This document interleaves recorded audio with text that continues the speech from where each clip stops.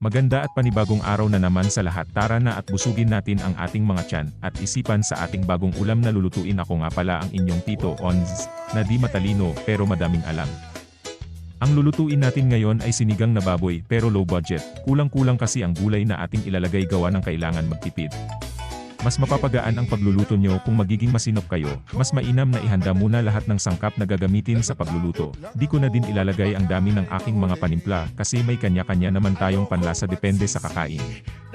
Ang pangkaniwang sahog naman ng sinigang ay karne ng baboy, sibuyas, kamatis, at ang iba ay naglalagay ng bawang. Sa gulay naman, ay maaring lagyan ito ng labanos, kangkong, sitaw, talong, siling haba, okra. At gabi kung nais nyo ang sabaw ng iyong sinigang ay medyo malapot. Huwag po kayong magtaka at baka isipin na maalat ang aking sinigang dahil parehas ko itong lalagyan ng asin at patis. Magkaiba kasi ang binibigay nitong lasa at linamnam. At huwag nyo din kalimutan lagyan ng sinigang mix ang inyong lulutuin. Meron naman original mix at meron din ng mix with gabi. Mas mainam itong gamitin sa mahihilig sa malapot na sabaw ng sinigang. Sa pagluluto ng gulay, unahin nyo palagi ang paglagay ng matitigas o yung matagal maluto. Ako ang panghuli ko lagi ay kangkong, yung tipong pagkalagay mo ay luto na ang lahat at papatayin na ang kalan. Para hindi ito malamog dahil mabilis lang itong maluto.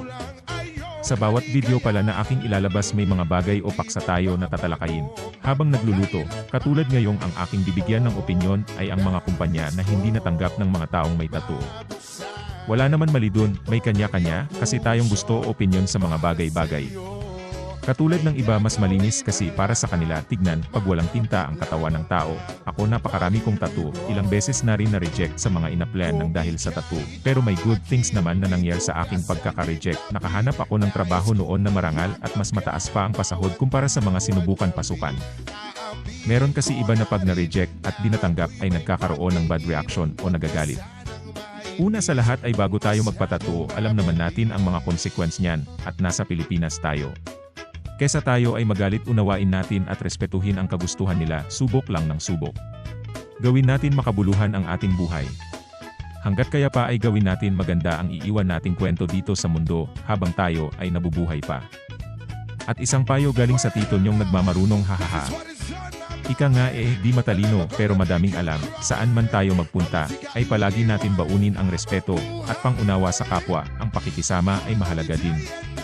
Ngunit minsan, kahit anong buti mo at pakikisama ang gawin mo, may mga tao pa rin na di ka magugustuhan. Pero kung respeto, pangunawa ang lagi mong daladala, ay bibihira ka makakaramdam ng galit sa iba.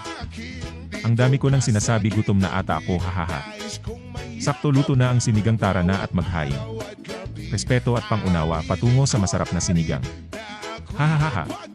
Maawa na kayo, paki-follow, like and share ng aking video para hindi pa tayong bagay na mabigyan ng mga opinyon. Pwede din kayo mag-suggest ng mga topic na nais nyong pag-usapan natin. Maraming salamat sa pag-aksaya ng oras sa panunood ng aking video. Hahaha. Isip-isip muna ulit ang inyong Tito Ons. Bye bye, be productive everyone.